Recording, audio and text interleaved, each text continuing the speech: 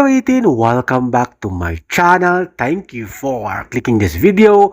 Usap-usapan ngayon, maraming katanungan kung bakit pinalitan lahat ng mga social media account ng SB19. Ang profile pic nila ay isang kambing or goat. Sa Facebook, Instagram, meron bang mangyayaring bomba o pasabog na darating para sa ating 18? Sa mga hindi nakakaalam, ang GOAT ay isang acronym na Greatest of All Time. Yes, GOAT stands for Greatest of All Time. In the USA, music industry, GOAT is an acronym that stands for Greatest of All Time.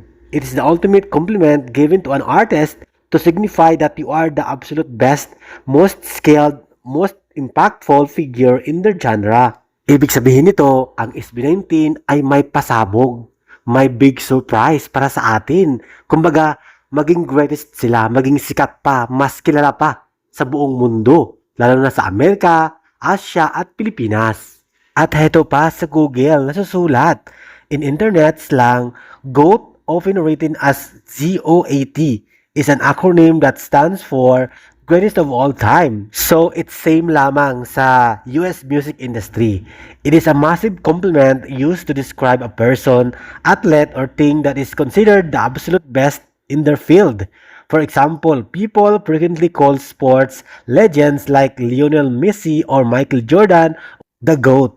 The term was popularized by boxing legend Muhammad Ali and has since spread across sports, music, and everyday conversations. Kaya naman, super excited lahat. Ating pakaabangan kung ano pa mangyayari. Manggugulat na lamang ang SB19 para sa atin 18. Mag-perform na ba ang SB19 sa main stage ng Grammy sa Amerika? Sa MTV stage? EMA stage? O mayroon ng level, US level o US record ang SB19 sa mundo? Like BTS, Blackpink, Cat's Eye, at iba pa? Ipakilala na ba ang SB19 sa entablado ng Amerika, simulcast sa buong mundo at Europa?